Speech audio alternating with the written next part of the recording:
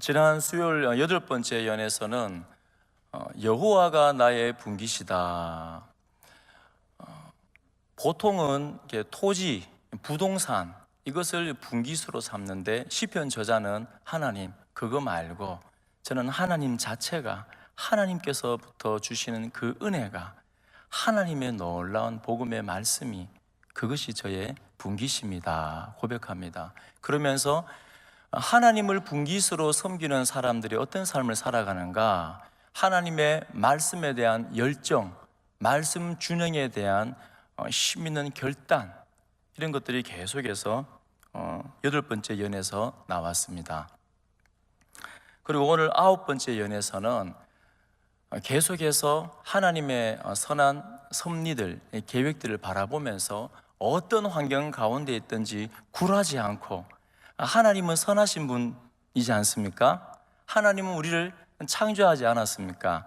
하나님은 우리를 사랑하지 않습니까? 그래서 반드시 최고의 좋은 것을 주는 줄을 신뢰하고 믿고 계속해서 말씀 붙들고 힘있게 훈련하겠습니다, 말씀에 순종하겠습니다 하는 게 오늘 9번째 연의 전체 내용입니다. 65절에 보시면 여호와여 주의 말씀대로 주의 종을 선대하셨나이다. 하나님의 말씀대로 하나님께서 선하게 인도하셨습니다. 이 시편 저자가 가만히 보니까 과거에 물론 이게 완료형이지만은 과거에 단회적으로 끝나는 것이 아니고 이것은 고백이기 때문에 앞으로도 계속 되어집니다라는 의미입니다. 내 삶을 돌아볼 때 하나님께서 약속하신 대로, 하나님은 말씀을, 언약을 바꿀 수 없는 분이잖아요. 성실하게 지키셨으니까는 주의 말씀 그대로 하나님 내 삶을 돌아보니까 하나님 너무 선하게 인도하셨네요. 앞으로도 하나님께서 내 삶을 선하게 인도하실 겁니다 하는 믿음의 고백입니다. 근데 이게 단순하게 나온 고백이 아니고 창세기 1장, 2장에 나오는 그 내용을 함축적으로 포함하고 있습니다. 하나님께서 이 세상을 창조하실 때 말씀으로 창조를 하셨습니다. 그런데 어느 나라 말로 했습니까? 영어로 했겠습니까? 한국말로 했겠습니까? 우리 알아듣기 쉬우라고 언어로 말했다고 하지만은 사실은 사람이 없었기 때문에 말을 안 했습니다. 하나님의 의지입니다. 하나님의 의지, 하나님의 섭리. 그런데 우리가 일반 사람들도 우리가 그림을 그릴 때 자주 말씀드리지만은 아무 때나 막 낙서를 하고 이거는 작품이야 이렇게 말하지 않잖아요. 그림을 그릴 때 우리 마음속에, 머릿속에는 이미 뭐가 있습니까? 완성된 그림이 있죠. 어떤 일을, 프로젝트를 진행할 때도 도대체 이거를 통하여서 내가 지금 추구하는 게 뭐다 하는 그 밑그림이 있습니다. 그 그림을 그려가면서 그 목표를 향해 이제 가는 겁니다. 근데 우리 하나님이 우주 만물을 창조하실 때 그냥 대충 창조했겠습니까? 우리 하나님은 그럴 수 없는 분이에요. 그분은 전지전능한 분이고 100% 순수한 분이고 100% 선한 분입니다. 토부, 선한 분이에요. 진실하신 분입니다. 100% 완벽하신 분입니다. 그분이 우주 만물을 창조하실 때 그 완벽하심, 그 신실하심, 그 선하심에 따라서 이 피조 세계를 만들 때는 이미 그분의 입장에서 바라볼 때는 완성되어진 겁니다. 그 완성되어진 그림을 향하여서, 그 완성되어진 하나님의 그 나라를 향하여서 이 피조 세계가 순종하는 겁니다. 그래서 첫째 날 무엇을 만들 때마다 보기에 좋았더라. 이 좋았다는 말이 뭐냐면은 선하였더라, 선대하였더라 그 말입니다. 이 세상에서 기준은 선한 게 어떤 게 선한 겁니까? 조금 착한 걸 선하다 그래요. 도덕적으로 좀 괜찮은 걸 선하다. 근데 사실 그건 선한 게 아니에요.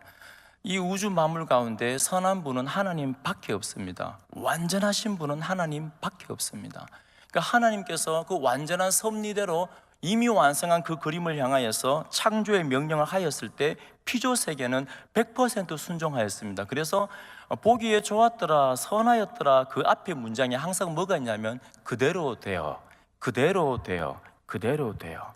그러니까 하나님의 말씀 그대로 되어진 것이 지극히 선한 겁니다.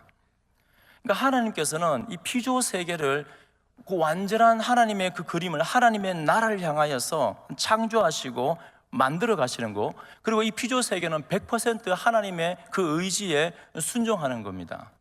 그런데 피조 세계만 그러합니까? 사람은 어떻습니까?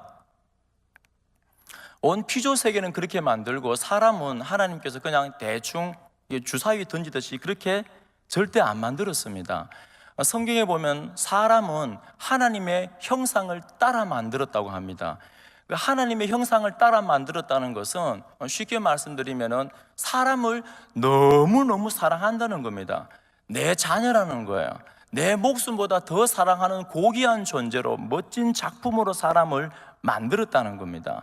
근데 사람도 마찬가지입니다. 이 피조 세계를 만들 때 하나님이 이미 완성된 그 그림을 향하여서 이미 완성해 놓고 그렇게 만들어 가시는 것처럼 사람을 만들 때도 어떻습니까? 내가 이 사람을 만드는데 얘가 앞으로 어떻게 될지 나는 몰라. 하나님이 그렇게 만들었겠습니까? 아니에요. 이미 성도를 향하여서 하나님께서 그 성도를 창조할 때는, 우리들을 만들 때는 이미 하나님께서는 우리들을 향하신 놀라운 그 섭리와 계획이 있는 줄로 믿습니다. 우리가 몇천 년 전인지 몇만 년 전인지 몇 억 년 전인지는 모르겠지만은 여러분 한 사람 한 사람이 하나님의 마음속에, 그 가슴속에 꼭 품고 창조되어질 때는 이미 하나님께서는 성도를 향하신, 여러분 한 영혼 한 영혼을 향하신 완벽한 그 그림이 있는 줄로 믿습니다. 근데 하나님이 실패를 하겠습니까? 하지 않겠습니까? 하나님은 절대 실패할 수가 없는 분입니다. 절대 실수할 수 없는 분입니다. 그래서 하나님은 기어이 그의 성도들을 십자가 앞에 부르시고 변화시키시고 하나님의 영광스러운 나라를 위해서 복음을 전하게 하시고 많은 열매를 맺게 하시고 그의 영광 기쁨을 위해 살게 하시고 주의 말씀에 순종하게 하시고 승리하게 하시는 줄로 믿습니다. 그런데 시편 저자가 가만히 살아보니까 그게 아닌 것 같단 말입니다. 아니 하나님이 저를 사랑한다면서요, 저를 선대하신다면서요, 저를 기뻐하신다면서요. 그런데 내 삶을 돌아볼 때는 고난이 있고, 오늘 말씀에도 나오고 8연에도 나오고 8번째 연에도 나오지만은 악인들이 늘 공격하고 비난하고 줄로 꽁꽁 묶어서 내 힘으로는 도저히 빠져나갈 수 없는 고난과 고통과 절망을 주고, 때로는 이 죄 많은 세상 가운데, 이 죄의 영향 가운데 살아가다가 내가 도저히 겪지 말았어야 할 그 일들을 겪으면서 심한 우울증 가운데 감정이 깊이 빠지고 참 절망 가운데 빠질 때도 있고, 근데 그때는 가만히 보니까 하나님이 안 계신 것 같아요. 하나님이 나를 안 사랑하시는 것 같고, 하나님이 나를 외면하는 것 같고, 나를 그 선한 계획, 멋진 계획이 있다고 말하는데 나를 향하신 계획이 없는 것 같단 말입니다. 그런데 시편 저자는 하나님의 말씀을 통하여서, 하나님, 제가 그런 줄 알았는데 이 삶을 지나고 보니까, 그 고난의 터널을 지나고 보니까 아니었네요. 내가 힘들었던 것도 이유가 있고, 내가 절망에 빠진 것도, 내가 어려웠던 것도, 때로는 내가 눈물이 나고 마음이 먹먹했던 것도 다 이유가 있었네요.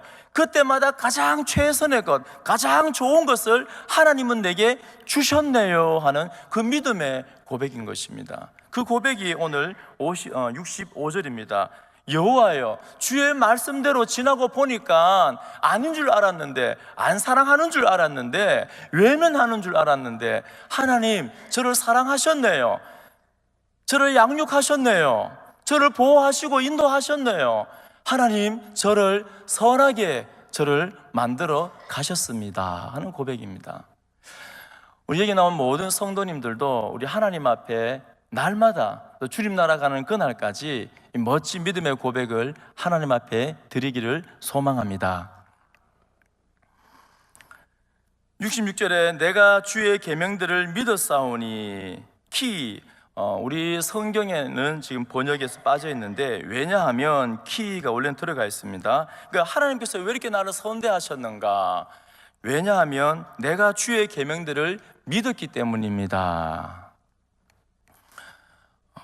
이 믿는다는 단어가 굉장히 중요한데 어떻게 믿었단 말입니까? 이 히브리 사고에서, 히브리 성경에서 믿는다, 내가 하나님을 믿습니다, 이 말은 하나님의 존재를 믿습니다, 하나님이 힘이 센 걸 믿습니다.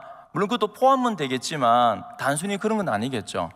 그러면 시편 저자가 하나님을 내가 믿었사오니 한 이 믿는다는 표현은 히브리 사고로 보면 이런 겁니다. 하나님이 나의 왕이시고 내 목자가 되심을, 그래서 하나님이 나를 양육하고 나를 키우고 나를 훈련시키고 연단시키고 나를 향하신 놀라운 계획을 반드시 성취하실 것을, 하나님이 나를 버리지 않을 것을 하나님 저는 믿었습니다, 주님께서 말씀하신 대로 저는 믿었습니다 하는 그런 믿음입니다. 룻기 4장 16절에 보면 어떤 말씀이 있냐면, 나오미가 바라볼 때 소망이 있습니까 없습니까? 남편도 죽어버리고 두 아들도 죽어버리고 며느리 한 사람 가버리고 딸랑 한 사람 끝까지 따라오겠다고 고집부리는 한 사람이 있습니다. 아들이 없습니다, 남편이 없습니다, 살 소망이 없습니다, 희망이 없습니다, 생명이 이어가지 않습니다. 그러니까 소망이 끊어진 겁니다. 그런데 하나님께서 은혜를 주어서 보아스를 통하여 기업 무르기를 하고 보아스와 룻을 통하여서 오벳을 낳게 하고, 오벳은 다윗의 할아버지입니다. 그 나오미가 그 오벳을 안으면서 얼마나 기뻐했겠습니까? 얼마나 감격했겠습니까? 와, 내가 죽었는데, 나는 죽음과 같았는데, 나는 소망이 없었는데 하나님의 은혜로 이 생명을 품에 안은 겁니다. 그러면서 내가 이 생명의 양육자가 되었다 하는데, 이 양육자가 뭐냐면은 오늘 믿었사오니 아만하고 같은 말입니다. 그러니까 하나님께서 우리의 양육자가 되시고 주인이 되시고, 그래서 평생 우리와 함께 하시고 우리를 키우시고 성장시키시고 훈련시키시는 줄로 믿습니다. 그 믿음을 말하는 겁니다. 그러면서 하나님, 좋은 명철과 지식을 내게 가르치소서. 명철은 분별력이고 지식은 하나님에 관한 지식입니다. 하나님을 아는 겁니다. 근데 여기서 보면 좋은 이 단어가 들어가 있는데, 이 좋은이라는 단어도 토브, 선하다 이런 뜻입니다. 이 개역 성경에서는 빠져 있는데 이번 개역 개정에서는 들어와 있습니다. 오늘 9번째 연에서 가장 강조하는 단어가 뭐냐면, 하나님은 어떤 분인가, 하나님은 선한 분이십니다, 이걸 강조하는데, 그래서 원어에서는 이 토브가 65절도 그렇고 66절도 그렇고 68절, 71절, 72절 5번이나 이 토브라는 단어가 문두에 제일 앞에 위치해 있습니다. 그러면서 하나님의 위대한 그 섭리에 대해서 강조를 하고 있습니다. 그래서 명철과 지식을 하나님 제게 가르쳐 주세요. 근데 이게 가르쳐 달라는 게 지난 수요일에 말씀드린 것처럼 64절에 주의 율례들로 나를 가르치소서, 68절에 주의 율례들로 나를 가르치소서, 71절에 가르침을 받게 되었습니다. 다마르라는 말인데 다 전부 다 같은 단어입니다. 강조하고 있는데, 이것도 우리가 하나님의 백성으로서, 하나님의 선한 섭리를 아는 백성으로서, 그럼 우리가 이제 어떤 상황 가운데 있든지 하나님은 최선의 것을 내게 준다는 것을 이제는 알았습니다. 그렇다면 우리 성도가 어떤 자세로 살아가야 되는가? 하나님의 말씀을 하나님 제게 가르쳐 주세요. 이 가르쳐 주세요라는 걸 연습한다, 훈련한다, 이런 의미입니다. 그러니까 주의 말씀을 지키기 위해서, 하나님의 말씀에 순종하기 위해서 하나님 저를 훈련시켜 주세요, 저를 가르쳐 주세요, 이런 의미입니다. 우리 모든 성도님들은 하나님의 나를 향하신 이 놀라운 섭리를, 이 계획을 알고 계신다면은 우리가 마땅히 하나님 앞에서 어떤 삶을 살아야 하는가? 하나님의 말씀에 순종하기 위해서, 주의 말씀을 지키기 위해서, 그 말씀 가운데 들어가기 위해서 우리를 연단시키고 연습시키고 훈련시키는 것입니다. 이게 시편 저자의 삶이었고 결단이었고, 또 오늘 나오신 모든 우리 성도님들의 결단이 되기를 소망합니다. 많은 분들이 하나님의 말씀을 아는 데 그치고 하나님의 말씀을 깨닫는 데 그치고 하나님의 말씀에 감동받는 것에 그칩니다. 그러나 계속해서 119편을 묵상해 보시면 아시겠지만 시편 저자는 끊임없이 하나님 제가 주님을 말씀을 통하여 하나님을 만났는데 하나님의 은혜를 경험했는데 하나님에 대해서 알게 되었는데 그 사랑을 알고 나니까 저도 하나님의 뜻을 따라 살고 싶어요. 내 사랑하는 주님의 말씀에 순종하고 싶어요. 그런데 내 힘으로는 안 되어집니다. 도와주세요. 하나님 저를 훈련시켜 주어서 내 마음에 감동을 주고 깨우침을 주어서 끊임없이 내 몸을 괴롭혀서 훈련해서 주의 말씀에 순종할 수 있도록 도와주세요 하고 영적으로 이것이 바로 깨어있는 모습입니다. 오늘 나오신 모든 성도님들의 삶이 이랬으면 좋겠습니다. 하나님의 놀라운 선한 그 섭리, 계획을 우리가 기필코 말씀을 통하여 신뢰하면서 하나님께서 나를 만들어 가시는 것을 바라보면서 하나님의 말씀에 순종하기 위한 그 훈련들이, 그 연습이 우리의 삶 가운데 일어나기를 소망합니다. 말씀을 묵상을 하셔야 됩니다. 말씀을 읽으셔야 되고 말씀을 공부하셔야 되고 또 기도하는 훈련도 해야 됩니다. 기도가 저절로 되어지는 거 아니고 저도 너무너무 안 되어집니다. 다 같이 모여서 이 자리에서 기도하는 것, 단체로 모여서 기도하는 것도 중요하지만 각자 개인의 처소에서 하나님과 1대1의 관계에서 기도하는 그 영적인 전쟁이 우리의 삶 가운데 훈련이 되어져야 됩니다. 성경은 끊임없이 성도의 삶을 용사, 군사, 군대로 표현합니다. 그러면서 훈련을 끊임없이 강조하고 있는 것입니다. 우리의 삶 가운데 기도하는 그 훈련들이, 그리고 복음을 전하는 그 훈련들이, 말씀을 통하여 하나님은 끊임없이 우리 마음에 감동을 주고 깨우치고 복음을 전하라고 말씀하는데 우리는 실천하지 않는 겁니다. 훈련하지 않는 겁니다. 여기 나오신 모든 분들은 하나님의 놀라운 선한 계획을, 나를 만들어 가심을 신뢰하면서 말씀에 순종하는 그 훈련들을 열심히 해나가는 우리 하나님의 사람들 되기를 소망합니다. 67절에 고난당하기 전에는 내가 그릇 행하였더니 이제는 주의 말씀을 지키나이다. 참 아이러니합니다. 고난당하기 전에 아무 문제가 없을 때, 내 삶이 평화로울 때, 내 삶이 참 조용할 때, 이때 내가 하나님을 잘 믿는 줄 알았고 아무 문제 없으니까 내가 잘하고 있는 줄 알았는데 알고 보니까 그게 아닌 거예요. 아무 문제가 없을 때는, 내 삶이 평화로울 때는 내가 그릇 행하였더니, 이 그릇 행한다는 것은 다른 길로 간다는 거예요. 그러니까 하나님의 말씀의 길로 가지 않고 내 자아, 내 생각, 내 주장대로 그 길로 간다는 겁니다. 그런데 도리어 이 고난을 통하여서 주의 말씀을 지키게 되었답니다. 하나님을 비로소 이 고난을 통하여서, 이 어려움을 통하여서 하나님을 의지하게 되었대요. 그래서 71절에 하나님, 알고 보니까 이 고난을 통하여서 내가 바른 길을 가게 되었고 하나님의 뜻을 알게 되었고 내가 죽고 내 생각을 내려놓고 내 자아를 내려놓고 하나님을 의지하게 되었기 때문에 71절에 고난당한 것이 내게 도리어 유익이 됩니다 하고 멋진 믿음의 고백을 드립니다. 하나님은 선한 분이시기 때문에 그 고난도 의미 없는 고난이 없고 우리가 어떤 삶 가운데 있든지 하나님은 최선의 것, 내게 필요한 것, 가장 좋은 것을 주시는 분인 줄로 믿습니다. 사도 바울이 고린도후서 1장에 보면 참 고난을 많이 당하지 않습니까? 40의 감한매를 5번이나 맞고 배가 파선당하고 돌에 맞고 배고픔과 추위와 수많은 고통과 고난을 경험하게 되어집니다. 그래서 고린도후서 1장에 보면 살 소망까지 끊어지고 사형 선고를 받은 줄로 알았다 이렇게 말합니다. 너무 심하게 막 얻어 터지고 죽음 직전까지 가니까 이제 이 사도들이 삶을 포기하는 거예요. 하나님이 우리를 죽이는 것 같다, 이제 내 생명을 거두어 가는 것 같다, 나는 이제 죽었다고 생명을 포기해 버리는 겁니다. 그 살 소망까지 끊어졌을 때 하나님이 뭘 가르칩니까?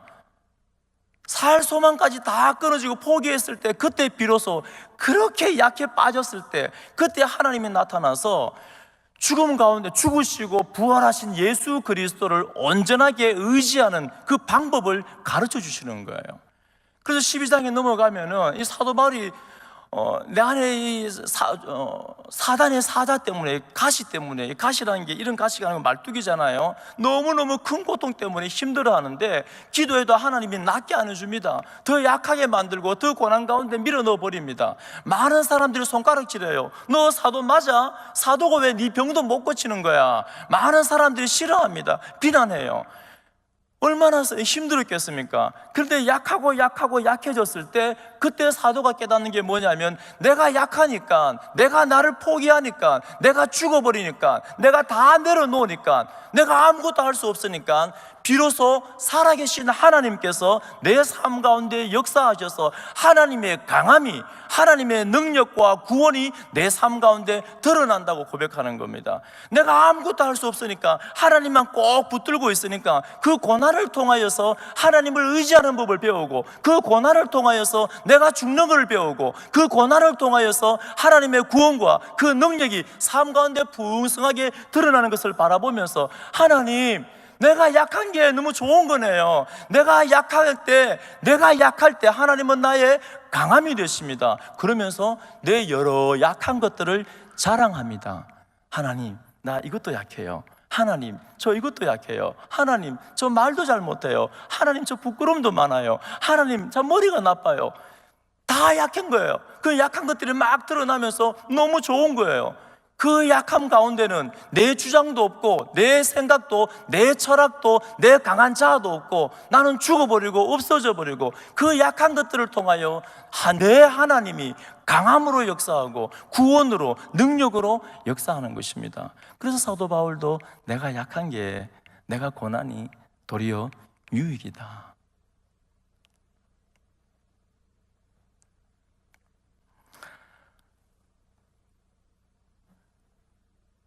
오늘 나오시는 모든 성도님들, 하나님은 선하십니다. 하나님은 우리를 사랑하십니다. 너무 사랑해요. 하나님은 우리 한 사람 한 사람을 향한 놀라운 계획을, 마스터 플랜을 완전하게 갖고 계십니다. 때로는 고난을 통하여서, 연약함을 통하여서, 그러나 하나님의 말씀을 굳게 붙들고 나아갈 때 하나님께서는 그 완전한 그림을, 그 영광스러운 그림을 향하여서 우리를 만들어 가고 있는 줄로 믿습니다. 그 하나님을 신뢰하면서 우리가 행복하게 이 세상에 감당할 수 없는 어떤 환경 가운데 있든지 살아계신 하나님의 인도하심을 경험하는 우리 하나님의 사람들 되기를 소망합니다.